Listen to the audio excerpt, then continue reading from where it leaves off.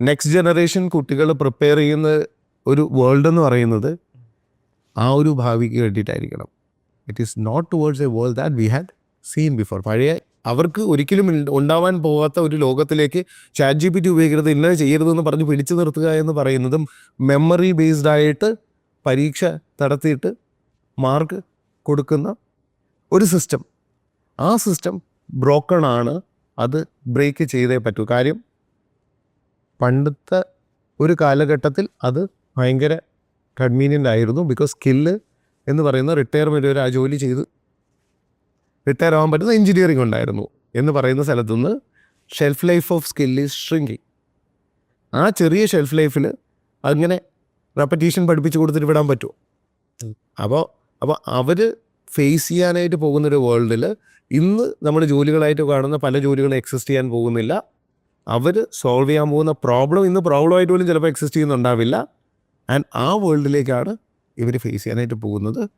ഒരിക്കലും നമ്മുടെ പാരൻസിനോട് എനിക്ക് പറയാനായിട്ടുള്ളത്, അവർ അത്രയും പൊട്ടൻഷ്യലുള്ള ഇതുവരെ കണ്ട ജനറേഷനിൽ ഏറ്റവും പൊട്ടൻഷ്യലുള്ള ജനറേഷനാണ് ഇന്നത്തെ ജനറേഷൻ. അവരെ നമ്മുടെ പല ഇൻഹിബിഷൻസും പഴയ കാലഘട്ടത്തിൽ നമ്മൾ ഫേസ് ചെയ്ത കാര്യങ്ങൾ കാരണം അവർ അത് തെറ്റുണ്ടാവരുതെന്ന് പറഞ്ഞിട്ട് നമ്മൾ തടഞ്ഞിടാൻ ശ്രമിക്കുകയാണ്. അവർക്ക് മിസ്റ്റേക്ക് പറ്റിപ്പോരുത്, ഇന്ന കാര്യങ്ങൾ ചെയ്യരുതെന്ന് തടഞ്ഞിടാൻ ശ്രമിക്കുകയാണ്. നമ്മൾ മനസ്സിലാക്കേണ്ടത് they have the potential, they have much more world knowledge than what we have today, much more capabilities than what we have today. അല്ലെങ്കിൽ നമുക്ക് ഉണ്ടായിരുന്നതിനേക്കാളും കേപ്പബിലിറ്റീസ് ഉണ്ട്. മിസ്റ്റേക്കുകൾ ചെയ്ത് പഠിക്കേണ്ട ഒരു ലോകത്താണ് അവർ നിൽക്കുന്നത്. കാര്യം നമ്മൾ ജീവിച്ചിരുന്നൊരു കാലഘട്ടത്തിൽ മിസ്റ്റേക്ക് എന്ന് പറയുന്നത് ഭയങ്കര വലിയ പ്രശ്നമായിരുന്നു. കാര്യം നമ്മളൊരു ഒരു ഫിലിം ക്യാമറയിൽ ഒരു ഫോട്ടോ എടുത്തു കഴിഞ്ഞാൽ മിസ്റ്റേക്ക് ആയിപ്പോയി കഴിഞ്ഞാൽ അത് ഭയങ്കരമായിട്ട് നമുക്ക് നഷ്ടമാണ്. ഇന്ന് ടബേ എന്ന് പറഞ്ഞിട്ട് ഫോട്ടോസ് എടുത്ത് കളിക്കാം. കാര്യം എന്താ, ജസ്റ്റ് എഡിറ്റ് ചെയ്ത് ഡിലീറ്റ് ചെയ്ത് സ്പഞ്ച് ചെയ്ത് എടുക്കാൻ പറ്റുമെന്ന് പറയുന്ന ആ രീതിയിലേക്ക് അത്രയും മിസ്റ്റേക്ക് പറ്റുന്ന അവിടെ ഒരു പ്രശ്നമല്ല. നമ്മൾ പേന കൊണ്ട് എഴുതിക്കൊണ്ടിരുന്നു, അല്ലെങ്കിൽ ടൈപ്പ് റൈറ്റ് ടൈപ്പ് ചെയ്തുകൊണ്ടിരുന്നെങ്കിൽ മിസ്റ്റേക്ക് പറ്റുന്ന പ്രശ്നമായിരുന്നു. ഇന്ന് ഡിജിറ്റലി അതിന് എന്തെങ്കിലും അതുണ്ടോ? അപ്പോൾ മിസ്റ്റേക്ക് പറ്റുന്നത് പ്രശ്നമല്ല. മിസ്റ്റേക്ക് പറ്റി പഠിച്ച് പോകണം, എക്സ്പീരിയൻഷ്യലായിട്ട് ലേൺ ചെയ്ത് പോകേണ്ട ഒരു വേൾഡിനകത്ത് മിസ്റ്റേക്ക് പറ്റാണ്ട് സൂക്ഷിക്കാൻ ശ്രമിക്കുന്നതാണ് ഇവിടുത്തെ പ്രശ്നം.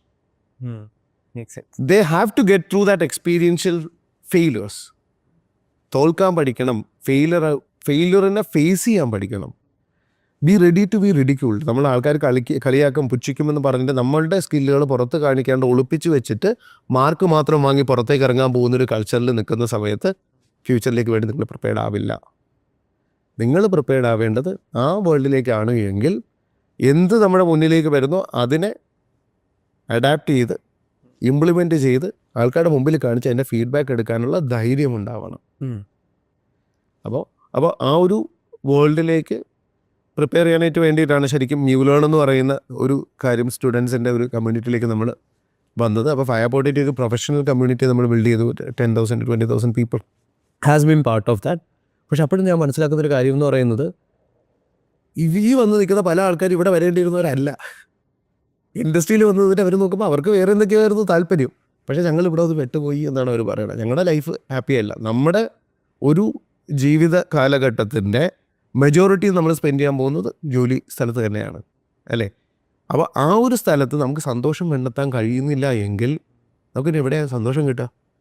അപ്പോൾ എപ്പോഴാണ് അത് സന്തോഷം കണ്ടെത്താൻ കഴിയുക? എൻ്റെ ഇഷ്ടങ്ങൾക്കനുസരിച്ച് എനിക്ക് സ്കില്ലുള്ള മേഖലയിൽ എനിക്ക് വരുമാനം ഉണ്ടാകുന്ന ജോലി ഉണ്ടാവുകയും അതിനകത്തൊരു മീനിങ് ഫുൾ ആയിട്ടുള്ളൊരു ഔട്ട്കം ഒരു പർപ്പസിലേക്ക് വർക്ക് ചെയ്യാൻ കഴിയുന്ന സമയത്താണ് എനിക്ക് സന്തോഷം ഉണ്ടാവുക. അത് കണ്ടെത്താനായിട്ട് സഹായിക്കുകയാണ് നമ്മുടെ എഡ്യൂക്കേഷൻ സിസ്റ്റവും പാരൻസും ടീച്ചേഴ്സും ഒക്കെ ചെയ്യേണ്ടത്. ഒരു വിത്ത് എന്ന് പറഞ്ഞു കഴിഞ്ഞാൽ ആ വിത്ത് മുളച്ച് വരുന്നത് എന്താണ്? ഒരു ചെടിയുടെ ഒരു കാര്യം ഒന്ന് എടുത്ത് നോക്കിക്കഴിഞ്ഞാൽ, അല്ലെങ്കിൽ ഒരു ഫാമിങ്ങിൻ്റെ ഒരു ഇതായിട്ടൊന്ന് ചിന്തിച്ചു. ഒരു വിത്ത് മുളച്ച് വരുന്നത് അത് എന്താണോ അതിൻ്റെ അതിൻ്റെ വിത്തായിട്ടാണ് സ്പ്രൗട്ട് ചെയ്ത് വരുന്നത്, അല്ലേ? നമ്മളിവിടെ എന്താ ചെയ്യണേ? ഫാക്ടറിക്ക് വേണ്ടി ഉണ്ടാക്കിയ ഒരു അസംബ്ലി ലൈൻ മോഡലിനെ എടുത്ത് എഡ്യൂക്കേഷൻ സിസ്റ്റം എന്ന് പറഞ്ഞിട്ട് സെറ്റ് ചെയ്ത് അതിനകത്ത് കുറേ വിത്തുകൾ ഒരുമിച്ചിട്ടിട്ട് ഒരേ തരം ആൾക്കാരായിട്ട് ഉണ്ടാക്കിയെടുക്കാനായിട്ട് നോക്കുകയാണ്. എന്നിട്ട് ആ അസംബ്ലി ലൈനിൽ കുറേ കാര്യങ്ങൾ അപ്ലൈ ചെയ്യുന്നു, പുറത്ത് വരുന്നു, ടെസ്റ്റ് ചെയ്യുന്നു, പോകുന്നു, എടുക്കുന്നു, ഇപ്പുറത്തേക്ക് ഇടുന്നു. They are not sprouting out on what actually they are. അവർ എവിടെ ബിലോങ് ചെയ്യുന്നു അവിടേക്ക് ആയിരിക്കില്ല അവർ സ്പ്രൗട്ട് ചെയ്തത്. അതിന് ഒരിക്കലും അവർക്ക് ഫ്ലറിഷ് ചെയ്യാൻ പറ്റില്ല. Human flourishes organically, not mechanically. ആ ഓർഗാനിക്കായിട്ട് ഫ്ലറിഷ് ചെയ്യണമെങ്കിൽ നമ്മൾ ചെയ്യേണ്ടത് ഒരു വിത്ത് മുളയ്ക്കുന്നത് എപ്പോഴാണ്? ശരിയായിട്ടുള്ളൊരു എൻവിറോൺമെൻറ്റിൽ കൊണ്ടുവന്നത് ഇടുമ്പോഴാണ്, പെട്ടിക്കകത്ത് അടച്ചു വെച്ചാലല്ല. അപ്പോൾ നമ്മളൊരു കർഷകനെ പോലെ ചിന്തിക്കുകയും അതിൻ്റെ ചുറ്റുമുള്ള ഒരു യൂണിവേഴ്സിറ്റി ആയിക്കോട്ടെ, ഒരു സ്കൂളായിക്കോട്ടെ, ആ ഒരു എൻവിറോൺമെൻറ്റ് എന്തായിട്ട് സെറ്റ് ചെയ്ത് കൊടുക്കണം, അതിന് മുളയ്ക്കാൻ പറ്റുന്ന വിത്തും വളവും വെള്ളവും ഒക്കെ ഉള്ളൊരു സാഹചര്യം ഉണ്ടാക്കി കൊടുത്താൽ മതി. ആ വിത്ത് തന്നെത്താനെ അതിൻ്റെ എന്താണെന്ന് വിത്തിനെ ഐഡൻറ്റിഫൈ ചെയ്ത് വരാനായിട്ടുള്ളൊരു ഓപ്പർച്യൂണിറ്റി ഉണ്ടാകും. So humans flourishes organically. അതിന് വേണ്ട സാഹചര്യം ഒരുക്കുകയാണ് ഇന്നത്തെ ഓരോ അധ്യാപകരുടെ റെസ്പോൺസിബിലിറ്റി, ഓരോ പാരൻസിൻ്റെയും റെസ്പോൺസിബിലിറ്റി. ആൻഡ് അങ്ങനെ ഫ്ലറിഷ് ചെയ്ത് വരുന്നവർക്ക് ഗ്ലോബലി വലിയ ഓപ്പർച്യൂണിറ്റീസ് ഉണ്ട്. കാരണം വെൽത്ത് എന്ന് പറയുന്നത് ഒരു പരമ്പരാഗതമായിട്ടോ അല്ലെങ്കിൽ യുദ്ധം ചെയ്ത് ജയിച്ചവർക്കോ മാത്രം കിട്ടുന്ന ഒരു കാലഘട്ടത്തിൽ നിന്നും ഇന്നത്തെ ടോപ്പായിട്ടുള്ള ബില്യണേഴ്സ് എല്ലാവരും ഫസ്റ്റ് ജനറേഷൻ ബില്യണേഴ്സാണ്. ഓൺലി ഡിഫറൻസ് ഈസ് അവർക്ക് കൃത്യമായിട്ടുള്ള ടെക്നോളജി, കൃത്യമായിട്ടുള്ള നെറ്റ്വർക്ക്, ഈ ആക്സസ് അവർക്കുണ്ടായിരുന്നു എന്നുള്ളതാണ്.